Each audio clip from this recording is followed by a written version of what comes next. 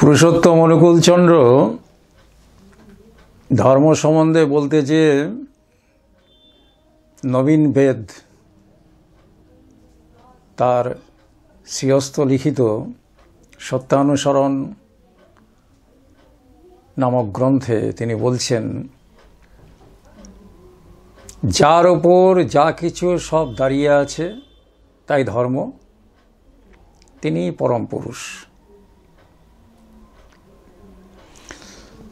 আবার বলছেন, যার উপর বিষয়ের অস্তিত্ব তাই ধর্ম, যতক্ষণ তাকে জানা যায় নাই ততক্ষণ বিষয়কে ঠিক ঠিক জানা হয় নাই।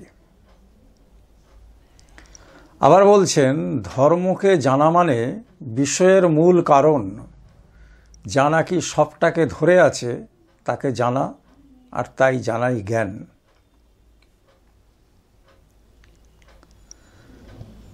পুরুষোত্তমের এই তিনটে বাক্যের উপর সমগ্র বিশ্ব ব্রহ্মাণ্ডের মূল মরকজ বা মেকানিজম বা সত্যটা কিন্তু লুকিয়ে আছে। প্রথমে তিনি বললেন, যার ওপরে যা কিছু সব দাঁড়িয়ে আছে তাই ধর্ম। কথাটা শুনতে খুব সহজ হলেও এর অন্তর্নিহিত তাৎপর্য খুব গভীর। সব কিছু দাঁড়িয়ে আছে বলতে কিন্তু এই গোটা বিশ্ব ব্রহ্মাণ্ডটাকে বোঝাচ্ছে, সব কিছু। তাহলে এই যে সব কিছু কিসের ওপর দাঁড়িয়ে আছে?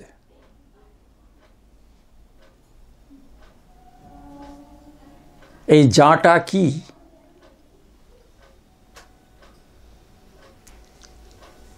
তাকেই তিনি ধর্ম বলছেন। ধর্ম মানে যা ধারণ করে রাখে। তাহলে এই বিশ্ব ব্রহ্মাণ্ডটাকে, এই অনন্ত কোটি গ্রহ নক্ষত্র, অনন্ত কোটি গ্যালাক্সি, এই সমস্ত নক্ষত্র মণ্ডলীকে, সমস্ত এই বস্তু জগৎ বা পদার্থ জগৎকে যা ধরে রেখেছে,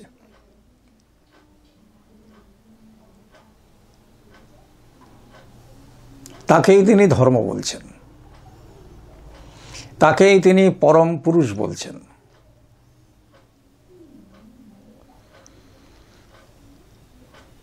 পুরুষ বলতে পরিপূরণকারী, পরম পুরুষ বলতে পরম পরিপূরণকারী যে সত্তা, অর্থাৎ সমস্ত জগৎ ব্রহ্মাণ্ডকে, সমস্ত নীহারিকা জগৎ, সমস্ত গ্যালাক্সি, সমস্ত নক্ষত্রমণ্ডলী, মায়া আমাদের সৌরজগৎকে যে শক্তি পরিপূরণ করে চলেছে,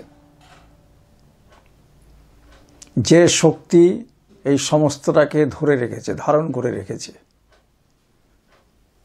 সেটাই ধর্ম, সেটাই পরম পুরুষ।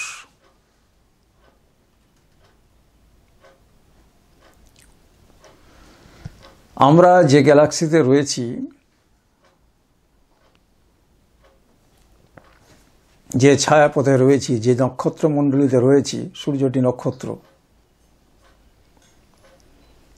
কম বেশি 10,000 কোটি নক্ষত্র শুধু আমাদের গ্যালাক্সিতেই আছে। আমরা আমাদের গ্যালাক্সির প্রান্ত দেশে আছি, বৈজ্ঞানিকরা যা বলছেন। আমাদের গ্যালাক্সির আয়তন কত? বৈজ্ঞানিকরা বলছেন যে আমাদের গ্যালাক্সির এক প্রান্ত থেকে আরেক প্রান্তে যেতে কতটা পথ অতিক্রম করতে হবে? না, 1,00,000 আলোকবর্ষ।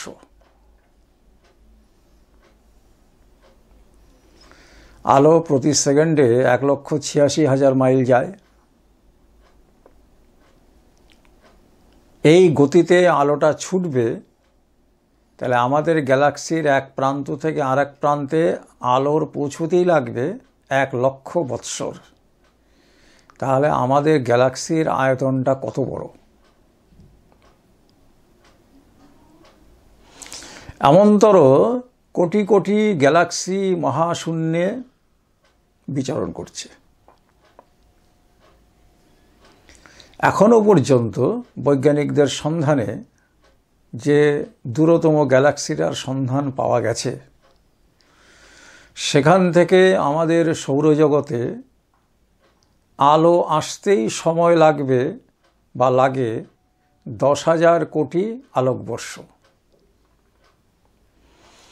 মানে আলো প্রতি সেকেন্ডে 1,86,000 মাইল বেগে ছুটবে। সেই গতিতে আলোকে আমাদের এই সৌরজগতে বা পৃথিবীতে আসতে সময় লাগবে 10,000 কোটি বৎসর। তাহলে সেই গ্যালাক্সিটার অবস্থান কোথায়, কত দূরে?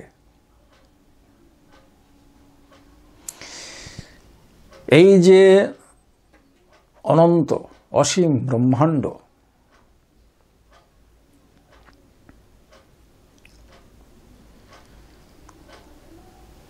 এই অনন্ত অসীম ব্রহ্মাণ্ডের যে পদার্থ, যে গ্রহ নক্ষত্র আমরা যাই বলি না কেন, এই বস্তু জগৎটাকে যে শক্তি ধারণ করে আছে,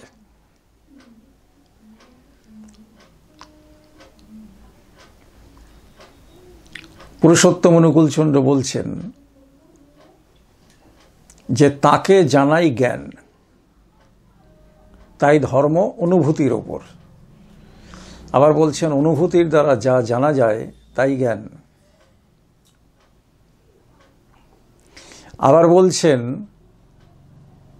ভক্তিবিহীন জ্ঞান বাচক জ্ঞান মাত্র। ভক্তি ভিন্ন সাধনায় সফল হওয়ার উপায় কোথায়? আবার বলছেন ভক্তি সিদ্ধি এনে দিতে পারে। ভক্তি সম্বন্ধে বলছেন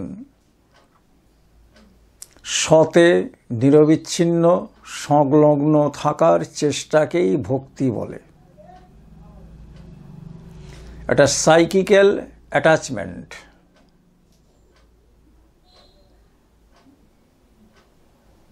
মানস অনুরাগ।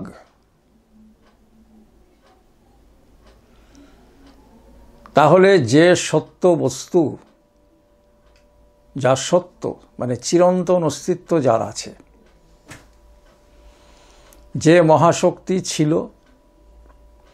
যে মহাশক্তি আছে, যে মহাশক্তি থাকবে, ব্রহ্ম সম্বন্ধে বলতে যে পুরুষোত্তম অনুকূলচন্দ্র এক লাইনে বললেন, যাহা বৃদ্ধিপ্রাপ্ত হইয়া, যাহা কিছু হইয়া আবার তাহাই আছে, তাহাই ব্রহ্ম। যে ধর্মকে জানা মানে বিষয়ের মূল কারণ, বিষয়ের মূল কারণ। বিষয় বলতে এখানে সমস্ত কিছু বোঝাচ্ছে। বিষয় বলতে শুধু বিষয় সম্পত্তি নয়, ম্যাটার, টোটাল ম্যাটেরিয়াল ওয়ার্ল্ড বিষয়। বিষয়ের মূল কারণ যা, তাকে জানা, আর তাই জানাই জ্ঞান। এখন এই জানাটা তত্ত্বত জানা।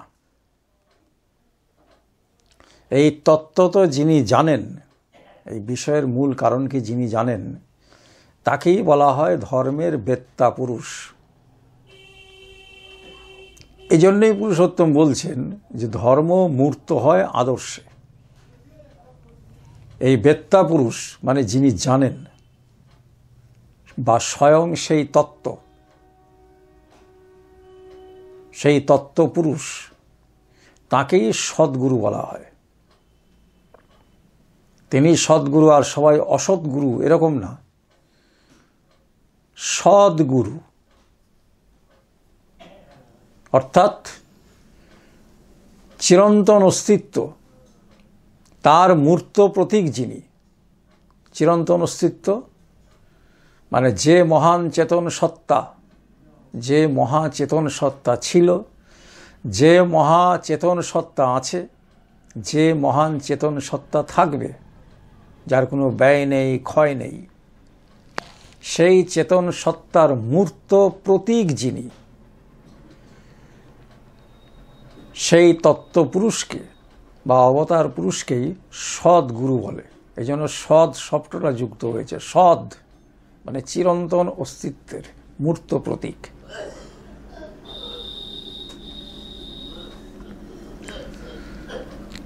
এই গুরু সম্বন্ধে পুরুষোত্তম অনুকূলচন্দ্র বলছেন, বিপাক পথে হাত ধরে যে চলার কায়দা জানিয়ে দেয়, তাকে জানিস গুরু বলে, অভয় পথে সেই তো নেয়। কারণ তিনি সবটা জানেন, ভূত ভবিষ্যৎ বর্তমান সবটাই তার দৃষ্টির মধ্যে রয়েছে। তাই পুরুষোত্তম অনুকূলচন্দ্র, ঋত্বিক আচার্য কৃষ্ণপ্রসন্ন ভট্টাচার্য, যিনি পদার্থবিজ্ঞানে কলকাতা বিশ্ববিদ্যালয় থেকে প্রথম শ্রেণীতে প্রথম হয়েছিলেন, gold medallist, first class first, তাকে আলোচনা চলাকালীন তিনি বলছেন, কেষ্টদা, আমার কাছে ভূত ভবিষ্যৎ বর্তমান বলে কিছু নেই, আলাদা করে কিছু নেই। আমি তিনটে কালকে একসাথে দেখি। অর্থাৎ আমার কাছে সবটাই ঘটমান বর্তমান, ভূত ভবিষ্যৎ বর্তমান পাশাপাশি তিনি দেখতে পাচ্ছেন, কারণ সবটার মধ্যে তিনি আছেন। এটা যেন সেই কোয়ান্টাম থিওরির প্রতিফলন। কোয়ান্টা কণা যেমন একই সাথে সর্বত্র বিরাজমান, আধুনিক বিজ্ঞান যা বলছে, এ যেন সেই চিন্তারই প্রতিফলন। আবার বলছেন, কেষ্টদা, বস্তুর 3000 গুণ বড় দেখায়, বস্তুর 3000 গুণ বড় দেখায়, এমনতর জেসিসওয়ালা মাইক্রোস্কোপে মানুষ যা দেখে, আমি খালি চোখে তা দেখি। তাহলে এই নরদেহধারী এই মানুষটি কে? গীতায় ভগবান শ্রীকৃষ্ণ বলেছিলেন না, অর্জুন, সাধারণ মানুষ আমার ভূত মহেশ্বর রূপটাকে না জেনে সাধারণ মানুষ বলে আমাকে অবজ্ঞা করে। তাই আমরা শুধু তার দেহগত রূপটা দেখে আমরা তাকে সাধারণ মানুষ ভেবেই তাকে অবজ্ঞা করি। আমাদের বিবেক বা বুদ্ধিতে, আমাদের চেতনাতে কখনোই আসে না যে এই দেহধারী মানুষটির মধ্যে সেই তাহাত্ম্য বা সেই পরম তত্ত্ব বিরাজমান। সেটাই পুরুষোত্তম অনুকূলচন্দ্র ছোট্ট কথায় বললেন, অসীম যখন সসীম হয়ে সীমাতে লয় স্থান, বৃত্তিভেদী টান হলে তাই দেখবি ভগবান। রবীন্দ্রনাথ ঠাকুরও বলেছেন, তাই তোমার আনন্দ আমার পর, তুমি তাই এসেছ নিচে, আমায় নইলে ত্রিভুবনেশ্বর, তোমার প্রেম হতো যে মিছে। আবার বলেছেন, সীমার মাঝে অসীম তুমি, সীমার মাঝে অসীম তুমি। একই কথা, গভীর তত্ত্বের কথা। সীমার মাঝে অসীম তুমি, বাজাও আপন সুর, আমার মাঝে তোমার প্রকাশ, তাই এত মধুর। তাই পুরুষোত্তম অনুকূলচন্দ্র বলছেন যে এই ধর্মকে অনুভব করতে গেলে তত্ত্ব নিরতিশয়ং সর্বগত্য বীজম, যার মধ্যে এই সর্বগত্বের বীজ লুক্কায়িত রয়েছে, সেই তত্ত্বপুরুষকে অনুসরণ করা ছাড়া ধর্মের মূল তত্ত্ব অনুভবের মধ্যে আনা সহজসাধ্য নয়। বৈষ্ণব দর্শনের রচয়িতা বৈষ্ণব কবিও বলছেন, কৃষ্ণের যতেক লীলা সর্বোত্তম নরলীলা, নরবপু তাহার স্বরূপ, গোপবেশ বেণুকর নব কিশোর নটবর, নরলীলার হয় অনুরূপ। তাই সেই মহাসত্তা, পরম কারণ সত্তা বা ঈশ্বর, ভগবান, আল্লাহ যাই বলি না কেন, সেই সুপ্রিম কজ বা কসমিক ইন্টেলিজেন্স, তার সর্বোত্তম লীলা হচ্ছে নরলীলা। লীলা, পুরুষোত্তম অনুকূলচন্দ্র বলছেন, লী মানে আলিঙ্গন, লা মানে গ্রহণ, আলিঙ্গন গ্রহণ, এই তার লীলা। সমস্ত বিশ্ব ব্রহ্মাণ্ড জুড়ে এই শক্তির, ধনাত্মক শক্তি এবং ঋণাত্মক শক্তির এই আলিঙ্গন এবং গ্রহণ হয়েই চলেছে। এর মধ্যেই সৃষ্টির বৈচিত্র্য, এই লীলার মধ্যেই সমস্ত সৃষ্টি বিধৃত হয়ে আছে। তাই তিনি নরদেহ ধারণ করেন। আমরা সেই অলমাইটিকে, সেই পরম সত্তাকে, পরম কারণ সত্তাকে যদি, সেই সুপ্রিম কজকে যদি সর্বশক্তিমান বলে থাকি, তাহলে তিনি সব পারেন। আর মানুষ দেহ নিয়ে মানুষই লীলা করতে পারেন না, এটা বিশ্বাসযোগ্য? তাকে মানুষের মাঝে মানুষ হয়েই আসতে হয়, মানুষের ভাষায় কথা বলতে হয়, কারণ সেই পরম সত্তার এখনো পর্যন্ত শ্রেষ্ঠ সৃষ্টি হচ্ছে মানুষ। কারণ মানুষের মস্তিষ্ক, এই হিউম্যান ব্রেন এমনভাবে তৈরি হয়েছে যাতে সেই বিশ্ব সত্তার, পরম কারণ সত্তার যে লীলা বা তাৎপর্য বা তত্ত্ব, সেটা বুঝবার ক্ষমতা রাখে।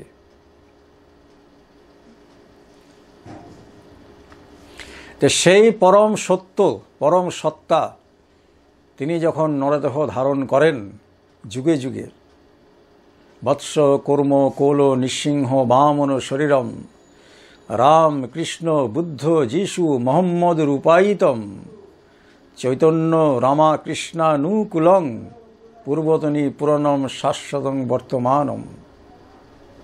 এই যে যুগে যুগে অবতার পুরুষগণ, সেই একই পরম সত্তার বিভিন্ন রূপ, তারা সেই একেরই বার্তাবাহী, তারা যুগে যুগে একই কথা বলেন।